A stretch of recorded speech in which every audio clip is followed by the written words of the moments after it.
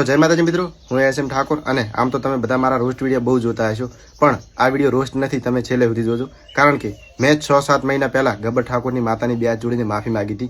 એ ચમ માગી હતી એ તમને જણાવું. તો મિત્રો, પહેલી વાત તો મેં એ માફી માગી હતી, એમાં કોઈ મને માતા નથી પોગી કે ગબ્બર ઠાકોરના ઘરે એવી કોઈ માતા બેઠી નહીં કે મને પોકે ને પેલું નુકસાન કરે, બરોબર. પણ એ માફી મને જબરજસ્તી મંગાવી હતી હરપારની પકડીને, બરોબર. તો મિત્રો, એનું પ્રૂફ પણ તમને બતાવી દઉં. શરૂઆતમાં જે વિરોધ થયો એમાં ગબ્બર ઠાકોરે મારી ચેનલમાં સ્ટ્રાઇક મારી. સ્ટ્રાઇક મારવાથી મારે મતલબ ઘરની બહુ પ્રોબ્લેમ સહન કરવી પડી અને ઘરના પણ મને બોલવા માંડ્યા કે તારો જે ધંધો છે, તારો જે તું કમાઈ ખાય છે એ જ બંધ થઈ ગયું, તો તું આ વિરોધ કરીને કરીશ છું. તો મિત્રો, તો પણ મેં ઘરનું નહોતું માન્યું અને ગબ્બર ઠાકોરના વિરોધમાં હું વિડીયો બનાવવાનું ચાલુ હતું મારું.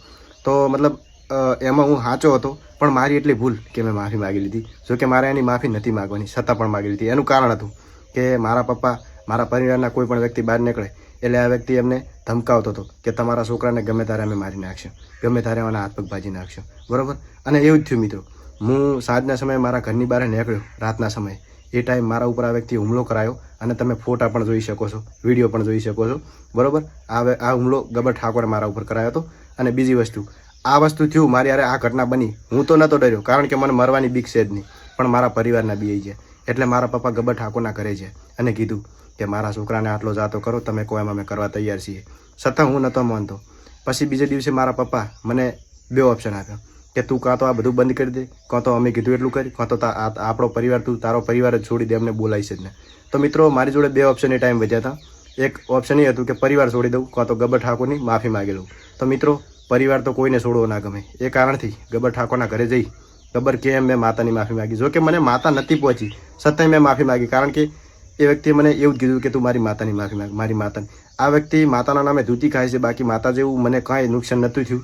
અને મિત્રો, મારી એવડી મોટી ભૂલ કે મેં માફી માગી. બાકી હું એ ટાઈમે સાચો જ હતો. અને આ વાત જણાવવાનું કારણ, આ વાત હું તમને એટલા માટે અત્યારે જણાવું છું, 6-7 મહિનાથી નથી જણાવી, પણ આ જણાવવાનું કારણ કે આ વ્યક્તિ તોય જપ્યો નહીં. મેં 2 હાથ જોડીને એની માતાની માફી માગી લીધી ને, છતાંય મારી YouTube channel S M Thakor બ્લોગમાં એણે સ્ટ્રાઇક મારી અને એમ કીધું કે તારી ચેનલ ગમે ત્યારે બંધ થઈ જાય, ડિલીટ થઈ જાય, બરાબર.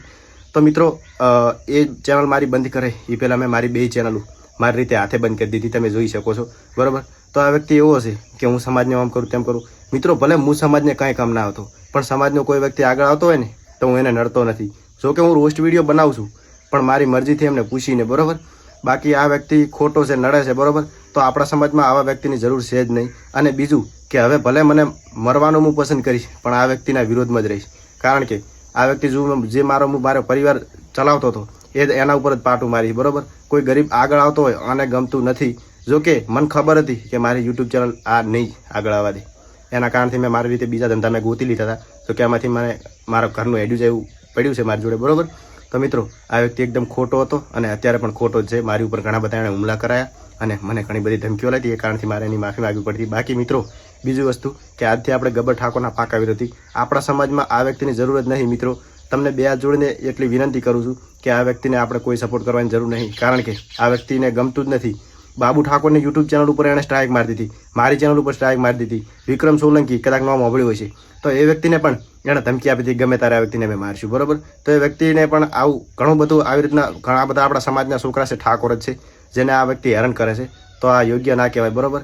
હું તો મારી રીતે મારું કામ કરી રાખીશ, પણ મારી ચેનલે મેં આ વ્યક્તિના કારણે બંધ કરી દીધી છે. મને કાંઈ વાંધો નથી, પણ આજથી આપણે ગબ્બર ઠાકોરના પાકા વિરોધી અને મરવાનું પસંદ કરીશ, પણ એની માફી નહીં માગું. માતા જેવું એનામ કાંઈ છે જ ને, માતાથી કોઈ બિયાતા જ નહીં, બરાબર. આ વ્યક્તિ પહેલાં પ્રેશરમાં નાખે આપણને અને પછી એમ કે માતા મારી પહોંચી ઓમ તેમ, બરાબર. તો મિત્રો, એટલી મારી વિનંતી છે કે કોઈ આ વ્યક્તિ આને સપોર્ટ કરતા નહીં. કાલથી આપણે ગબ્બર ઠાકોરના પાકા વિરોધી, બરાબર. ગબ્બર ઠાકોર ઉપર ના આવે એવા વિડીયો આવશે કાલથી, બરાબર. એને જે ફોડવું એ ફોડી નાખે, બરાબર. બાકી એસ એમ ઠાકોર આજ પછી કોઈની આગળ નમતી નહીં નાખે, બરાબર. જય માતાજી.